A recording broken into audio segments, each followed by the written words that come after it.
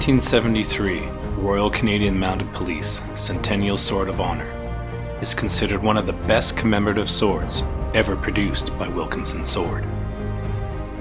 Only 1,000 swords were manufactured using the finest materials available and assembled by the world's most renowned sword cutlers. Each sword was made in England using traditional methods and techniques.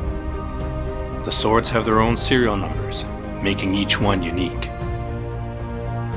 The Centennial Sword was both gifted to and presented by royalty, and is a testament to the traditions and symbolism of the R.C.M.P. both in Canada and throughout the world. The blade features carefully etched scenes depicting 100 years of R.C.M.P. history, and although it is now 51 years later, still maintains a timeless elegance that has only improved with age.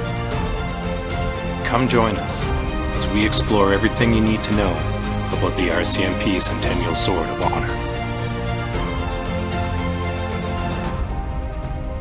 Hello, and welcome to this episode of Restoring the Past.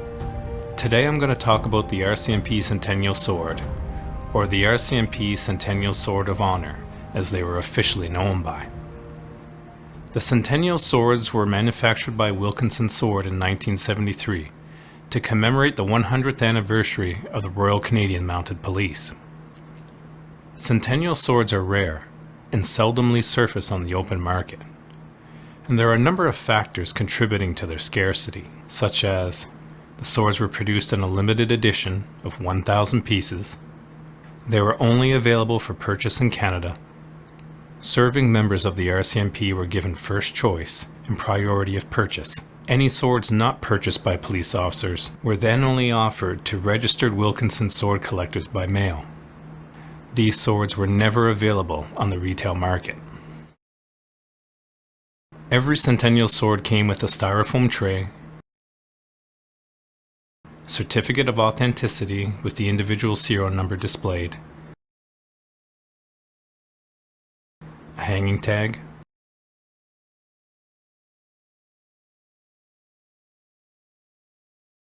booklet,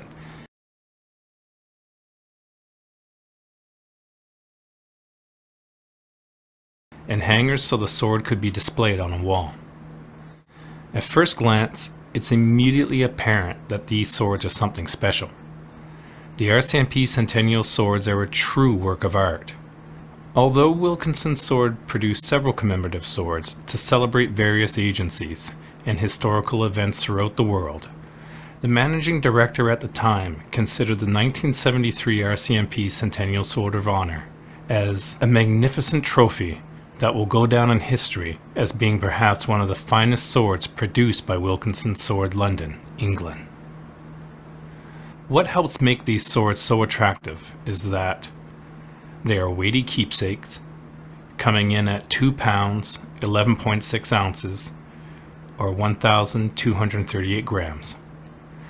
The swords are massive, measuring 43 inches long, or 109.22 centimeters. They have a 33 3/4 inch etched blade, with scenes and badges depicting 100 years of the RCMP history. It also has heavily plated 18-karat gold guard, pommel, and quillons. A hand-polished solid rosewood handle, individually unique engraved serial numbers, silver gilt RCMP badge affixed to the pommel. Each sword took 3 weeks to produce.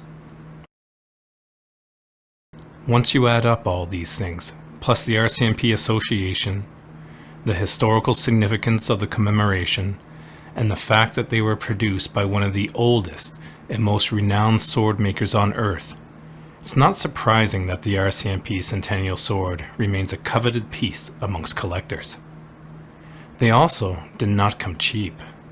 The Centennial Sword cost $225 plus $11.25 in tax, for a grand total of $236.25. To put that into perspective, what's it all mean? $236.25 in 1973.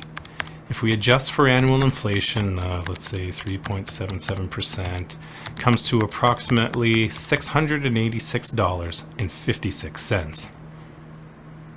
This still feels low to me compared to what you get, especially given the staggering cost of the RCMP 150th anniversary sword, which was a whopping $2,768.15 Canadian, with all the accoutrements back in 2023.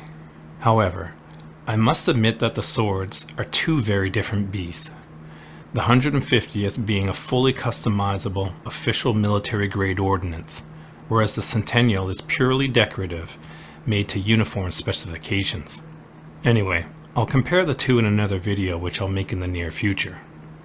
I really have a hard time imagining a company making this Centennial sword for $686.56 today, especially given the rise in gold and labor prices. That's not gonna happen. The RCMP is a deeply historical and complicated organization, serving many roles and functions. So in order to better understand the Centennial sword and all the symbols we see on it, we must first examine the history of the organization. I won't go into too much detail, but I will provide a brief chronicle of important events that helped shape the organization, so it provides you with a better understanding of why certain designs, symbols, and imagery appear on the Centennial sword. To begin, the RCMP is one of the oldest and most unique police forces on Earth. It was formed on May 23, 1873, and was known as the Northwest Mounted Police, which had a mandate to preserve peace and prevent crime in the vast Northwest Territories. After faithfully executing this duty for 30 years, King Edward VII awarded the title Royal to the Northwest Mounted Police in 1904, making it the Royal Northwest Mounted Police. The Royal Northwest Mounted Police operated under this name until February 1, 1920, when the Royal Northwest Mounted Police was renamed to what it is currently known as today, the Royal Canadian Mounted Police, or RCMP for short. Although the RCMP provides civilian police services throughout Canada, in 1921, King George V awarded the RCMP the military status of a regiment of dragoons, entitling it to bear a guidon and display all the battle honors it had earned. For those wondering what a dragoon is, they are essentially a class of mounted soldier who use horses for mobility but would often dismount to fight on foot. The RCMP always had a strong connection with being a cavalry force since its conception. That's why the word mounted is featured in all the names to describe the organization. The deeply rooted attachment between the RCMP and horses persists to this day with the musical ride, ceremonies, and the yellow stripe on the uniform. The yellow stripe signifies that this is a cavalry unit, whereas red is generally associated with infantry. Therefore, the RCMP is the only police force in Canada which bears the yellow stripe, whereas others wear blue or red. The Dragoon Regiment designation is another reason why the RCMP maintains such strong military traditions, as seen in the organizational structure, policies, and even the type of drill performed, which is based upon mounted and dismounted British cavalry drill.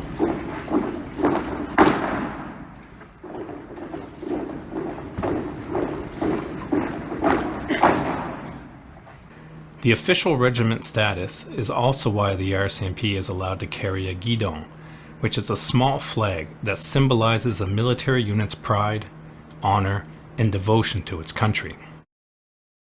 Given how important the guidon is to the RCMP, it should come as no surprise that it is featured on the Centennial sword. I'll talk more about the guidon later, when I examine all the etchings in greater detail. But now that we've had some background knowledge on the RCMP, let's take a closer look at the sword and all of its amazing features. The sword is certainly a beast, weighing in at 3 pounds with an overall length of 43 inches and a blade length of 33 3/4 inches. The overall style of the sword is interesting as well. Instead of opting for a sword model which was used historically by the RCMP, such as a pattern 1822, pattern 1833, pattern 1897, pattern 1908,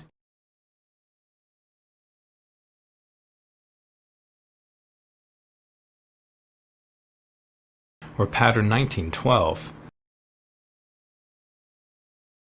Wilkinson's sword chose the Gaelic greatsword, or claymore, which was in use during the 16th and 17th centuries to represent the RCMP Centennial sword. The reason why the claymore style was chosen was mentioned specifically in the brochure advertising the sword, and I quote, "Because of its great history and use in the days of chivalry, it was chosen to commemorate the 100th anniversary of the world-famous RCMP.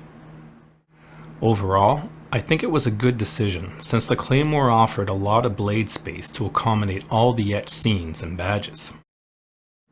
The blade is nickel-plated to protect against corrosion and maintain a shiny appearance. The nickel-plated surface has served the Centennial sword well, as we can see here. There are a few spots of oxidization and corrosion here and there, but all in all, the blade looks pretty much like the day it left the factory. I'm really impressed with how well the blade has held up, given that it's over 50 years old. This is a testament to the quality and thickness of the plating used on the Centennial swords, and if a little bit of maintenance is applied every now and then, such as a coat of Renaissance microcrystalline wax, then the blade should stay in the same condition we see it now for another 50 years or more. P.E. Coates, the managing director of Wilkinson Sword's sword division, wrote in an advertising letter that the pommel and sloping quillons are finished in heavily plated 18-karat gold.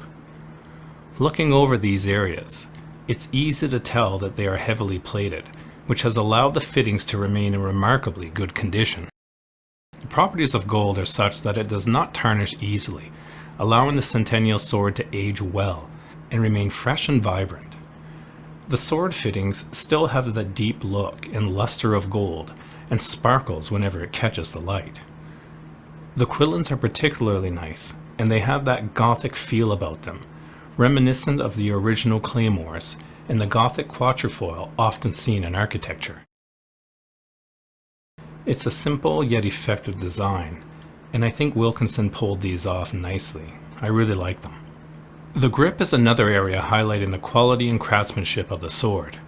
The Centennial sword has a solid rosewood handle, and if the rosewood material was not enough to impress on its own, Wilkinson's sword made sure it popped with a hand-polished finish.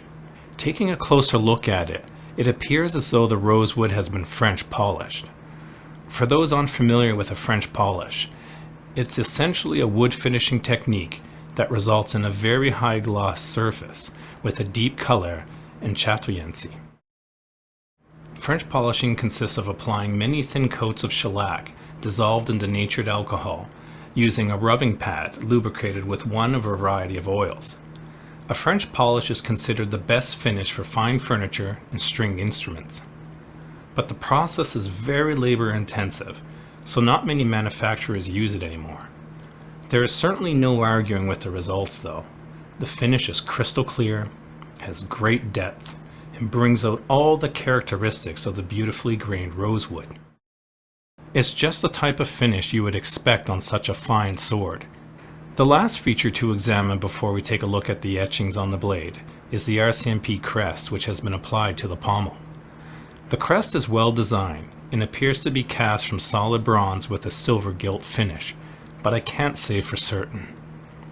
Regardless, the details are crisp and heavily recessed since it protrudes 3/16 of an inch or 5 millimeters off the pommel. It definitely sparkles when the light hits it, so I hope you can all see that. It's very nice.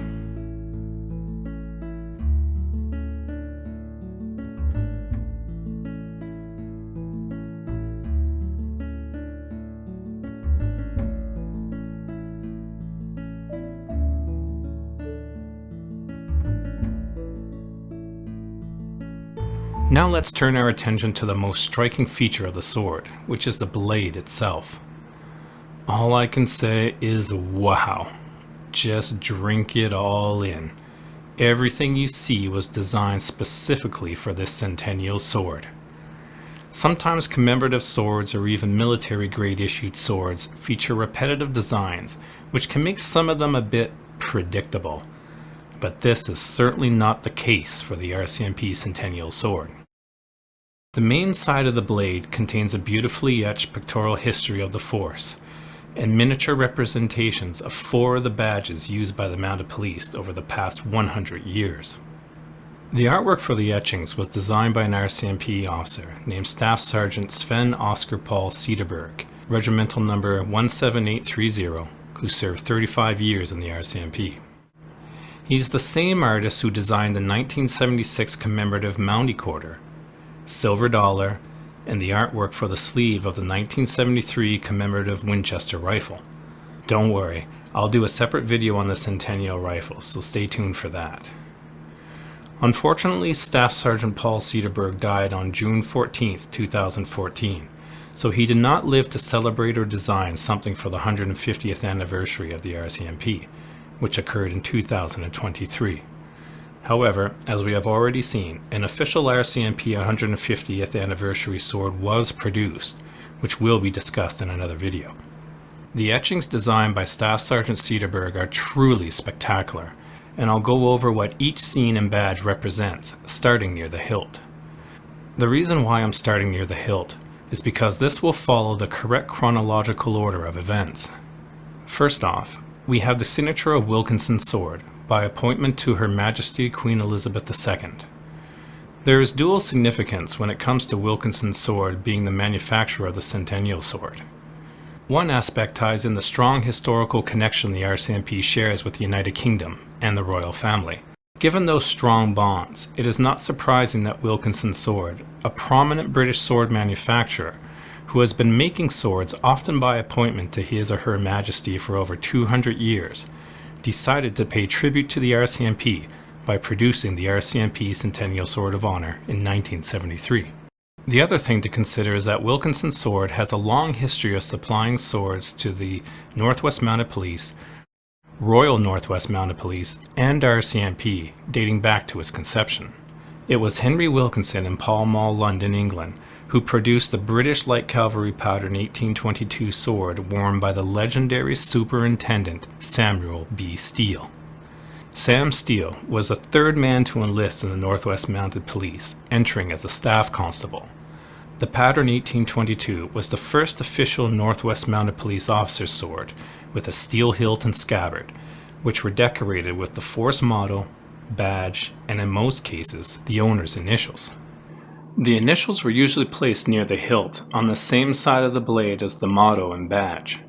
The majority of marked Northwest Mounted Police Pattern 1822 officer swords were produced by Menard Harris and Griss of 126 Leadenhall Street, London, England.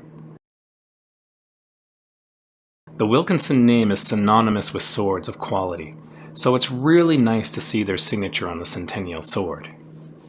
Here you can see pictures of the signature I captured in different light, so you can enjoy all the detail and subtleties each version has to offer. I have done this for every part of the blade, as well as the whole sword, because swords are very hard to capture well on film and on camera, but hopefully these come through okay and give you a different perspective.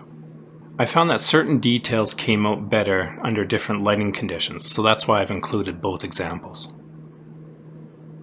As we move further up the blade, we come across the first of 4 badges, which is the Northwest Mounted Police.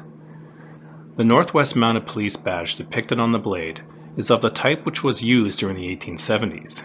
This of course relates to the style of badge that would have been used by the very first members of the Northwest Mounted Police in 1873. If we compare the etched version with a badge from that period, we can see how similar they are, which is a testament to the accuracy Staff Sergeant Cederberg poured into these symbols. Here they are in different light for comparison. Continuing upwards brings us to the first scene, which depicts the March West. The March West was made between July 8th and October 9th, 1874, and was the first journey of the Northwest Mounted Police to the Canadian prairies. The march west occurred as a result of the force being deployed to what is now southern Alberta in response to the Cypress Hills massacre and subsequent fears of a U.S. military intervention. So basically, the Northwest Mounted Police was created to undertake this march across Canada and head west to preserve the peace and prevent crime in the Northwest Territories, which at that time included nearly all the Canadian prairies, the current Northwest Territories and Yukon, as well as large portions of Nunavut, Ontario, and Quebec. The march west was an ill-planned and arduous expedition, which covered nearly 900 miles, or 1,400 kilometers. The terrain was rough, resources were scarce, and it quickly became an epic journey of endurance, and the cornerstone of the RCMP, cementing its reputation as a tough and dedicated organization. It would be no exaggeration to say that the RCMP and the March West are two sides of the same coin, so it's not hard to see why this scene was portrayed on the Centennial sword. Here is the scene in different light. And if we compare the etching to actual photographs taken during the March West, we can see that Cedarburg once again captured the moment and feel of the march in steel. Moving along brings us to the second badge, which is that of the Royal Northwest Mounted Police.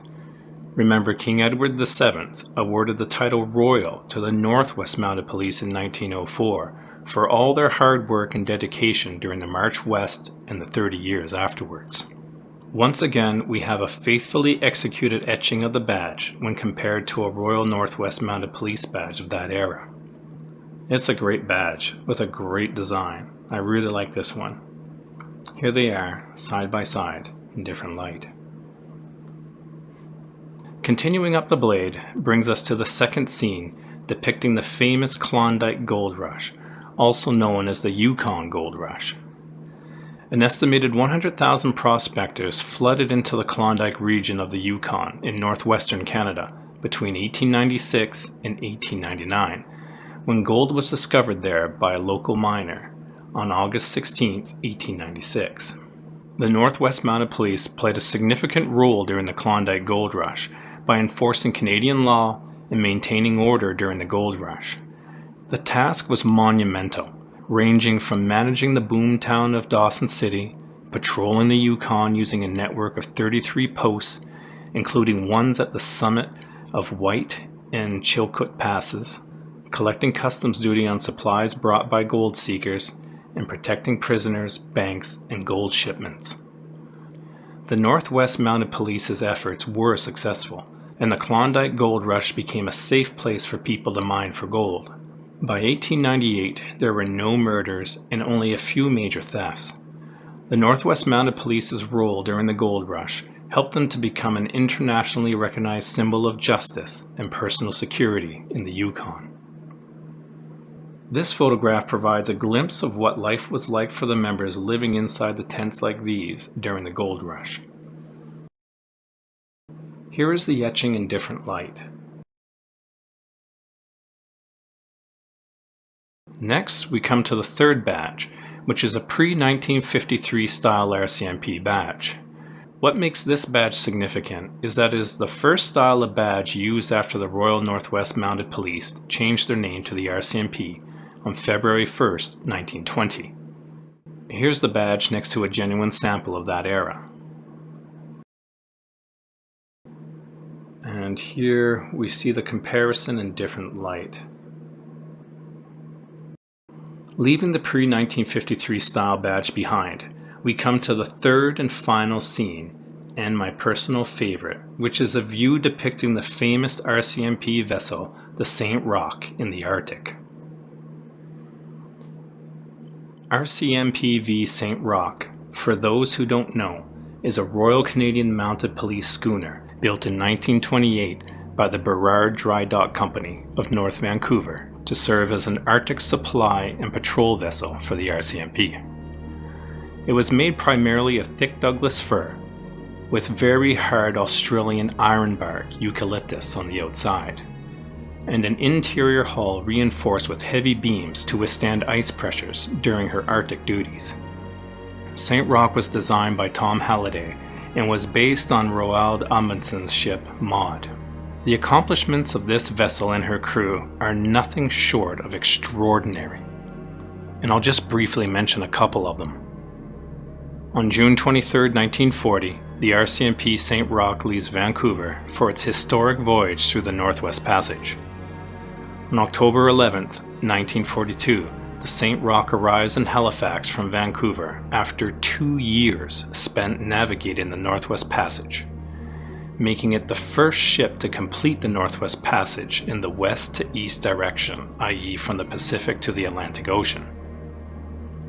On July 22, 1944, RCMP schooner St. Roch departed from Halifax and arrived in Vancouver on October 16, 1944, having traversed Arctic waters through Lancaster Sound and Barrow Strait in 86 days. With this accomplishment, she became the first vessel to traverse the Northwest Passage in both directions. And finally, in 1950, the St. Roch traveled through the Panama Canal, becoming the first vessel to circumnavigate the entire North American continent.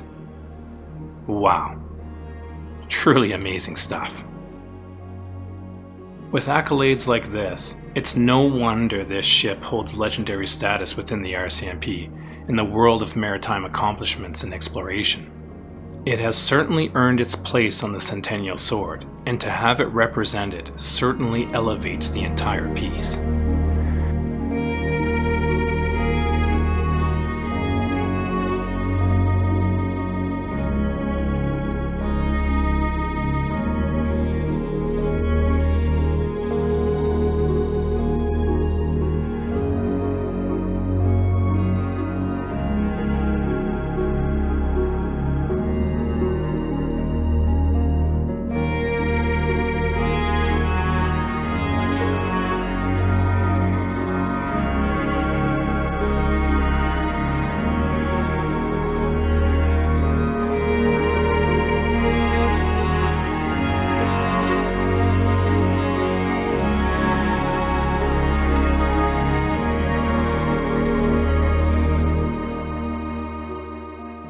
I just love how Staff Sergeant Cedarberg captured an interaction between RCMP members talking with local Inuvialuit armed with spears, and everyone is dressed in furs with the St. Roch in the background. The North is something dear to me personally, having worked in the Arctic for a number of years, so I want to give a special shout out to the people of Sax Harbor on Banks Island in the Beaufort Sea.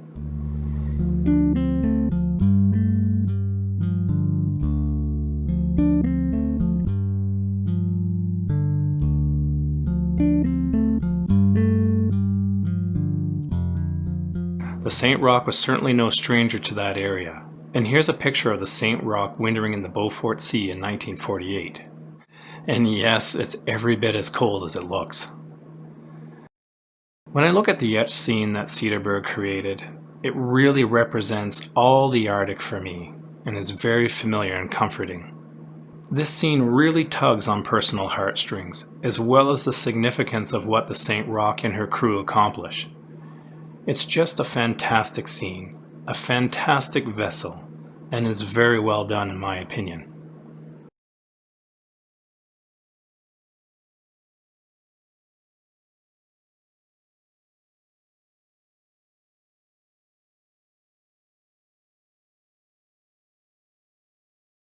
Continuing our journey brings us to the last badge on the blade, which is a 1973 RCMP badge. Seeing how the sword was made to commemorate the 1973 Centennial of the RCMP, it is only fitting that the most recent badge of the force is represented here. Once again, here it is in different light, and now compared with a 1973 example. Continuing on, we now come to a very important image which represents the soul of the RCMP. The guidon. As mentioned previously, the RCMP is unique in that it is not only a police organization, but also an official military regiment of dragoons. Being a dragoon regiment, the RCMP is entitled to bear a guidon and display all the battle honors it has earned. The guidon of the Royal Canadian Mounted Police serves as a distinctive standard for the force and follows the regimental tradition of cavalry regiments deriving from the British Army. Although the style of the guidon is British, the word guidon has roots in French and Italian, meaning a battle standard and guide. The guidon has a strong association with cavalry and was usually smaller than other regimental colors. The guidon was designed to be carried by the man in the front right of the cavalry formation, who acted as a guide man for the rest of the unit to follow into battle. The guidon features the RCMP's regimental badge, the King's Royal Cipher, and the abbreviated names it has held over the past 150 years, such as the Northwest Mounted Police, Royal Northwest Mounted Police, and the Royal Canadian Mounted Police. The guidon also bears the RCMP's Corps Operational Honors, indicating the theaters of military and civilian operations in which members have served. These theaters include Northwest Canada, 1885, South Africa, 1900 to 1902, France and Flanders, 1918, Siberia, 1918 to 1919, Second World War, 1939 to 1945, Canadian Provost Company, 1939 to 1945. This is an honorary distinction. Afghanistan, 2003 to 2014. The guidon on the Centennial sword is well executed, and all the important details found on the real guidon are clearly visible in the etching. The first RCMP guidon was consecrated in 1935. It was retired in 1973 when a new guidon was consecrated at Regina, Saskatchewan on the occasion of the 100th anniversary of the RCMP by Her Majesty Queen Elizabeth II, the Honorary Commissioner of the Force. The appearance of the guidon on the sword holds deep meaning as it commemorates the history of the RCMP, is the physical embodiment of its pride, honor, and tradition, illustrates the continuity of the RCMP, and symbolizes the continued ties between the organization and the British royal family. Even today, members of the RCMP must swear an oath of allegiance to the reigning monarch and their heirs. It's important to keep in mind that the RCMP guidon we see today has more battle honors than the original 1935 guidon, which is represented on the sword. The 1935 guidon now rests in the chapel at Depot in Regina, Saskatchewan, which is, and always has been, the training ground for every RCMP officer.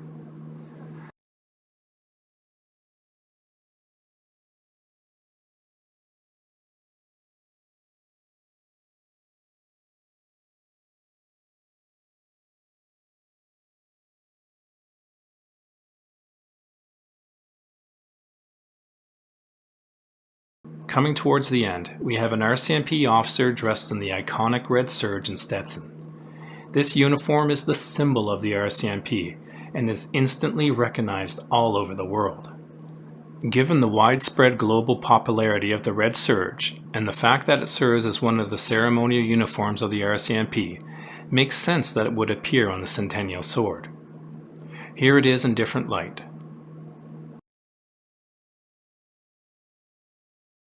And to finish things off as we get closer to the tip of the blade, we have the Canadian flag. The Canadian flag is present to signify the deep connection between the RCMP and the people of Canada, and to reiterate that the RCMP is the national police force of Canada. That's it for the main section of the blade, so let's turn it over and see what's on the other side. The other side of the blade contains the unique serial number of each sword stamped into the metal near the hilt. The serial numbers were all stamped by hand and varied from sword to sword in the precision of execution, resulting in some numbers having a somewhat uneven appearance. You can see some of these variations here in these photos. The vast majority of serial numbers begin with a C, which stood for Centennial, followed by the rest of the numbers. Although the Centennial sword had a limited production run of only 1,000 swords, There was a special batch of 10 Centennial swords that were produced in order to be handed out to VIPs and those who worked closely on the project.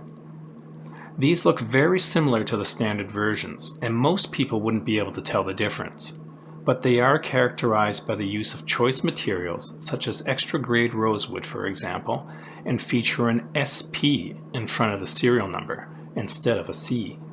The SP stood for special and was mentioned in a letter from P.E. Coates, who was the managing director of the Wilkinson Sword division, to a customer who was inquiring what the SP serial number meant. Mr. Coates also confirms in the same letter that the SP marked swords were limited to a production run of 10. The SP marked swords were given out to a very select few, such as Her late Majesty Queen Elizabeth II, the Queen of Canada, and the Commissioner-in-Chief of the RCMP, the Governor-General of Canada, His Excellency the Right Honourable R. Michener, and RCMP Commissioner W.L. Higgett, with Centennial swords on Friday, January 19, 1973. These swords had the SP serial numbers and belonged to the prestigious group of 10. There's also a documented account of when Her Majesty Queen Elizabeth II opened the Calgary Stampede, which was celebrating its 60th anniversary in 1973, that she presented 2 swords. One was an RCMP Centennial sword, and the other was another Wilkinson sword, made to commemorate the 60th anniversary of the Calgary Stampede. Both were given to Canadian Supreme Court Justice Harold Riley, son of Thomas E. Riley of Calgary. The Riley family were one of the original families that settled in the Wild West of Calgary. The Centennial sword presented to Supreme Court Justice Riley did not have an SP serial number. It was C0593. The Centennial sword design was so popular that Wilkinson Sword produced a new sword in 1974 called the RCMP Presentation Sword, which they made for 4 years in order to fulfill the demand of people who wanted the Centennial sword, but either did not have access to it or could not afford it. The Presentation Sword was half the price of the Centennial sword, costing $120 in 1974, which was gradually increased to $125 in 1978. It's important to note that while the 1974 Presentation Sword has similar engravings on the blade, it is not an RCMP Centennial Sword of Honor. This is an important distinction I wanted to make because I get a lot of questions from people asking me about these swords, and I see a lot of them come up mislabeled as Centennial swords. I'll do a separate video on the 1974 RCMP Presentation Sword that goes into more detail, but for now, I just want to highlight some of the differences between the two and help clarify any confusion regarding their identity. The first obvious difference is the size, the Centennial being 43 inches long with a 33 3/4 inch blade, whereas the Presentation Sword measures 34 inches long with a 28 1/4 inch blade. The blade etchings are the same, albeit in miniature form on the Presentation Sword. The style of the sword is also noticeably different, as is the guard, quillons,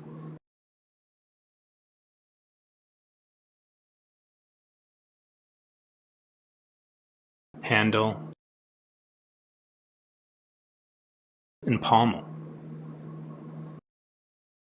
But that's all I want to say about it for now, because like I said, I'll do a full Presentation Sword video later on, as well as a separate comparison video between the two. That's it for this episode of Restoring the Past. I hope this helped shed some light on the RCMP Centennial Sword of Honor, because there's not a lot of information out there on it. As of 2025, this is the only video on YouTube about it, so I wanted to do something new and provide people with more information about this wonderful and rarely seen sword. Let me know what you think about this sword in the comments, and feel free to ask me any questions you might have. Please subscribe and stay tuned because there's lots more content to come. I hope you can all get out there and enjoy everything that history has to offer. As always, good luck with your projects, and see you next time.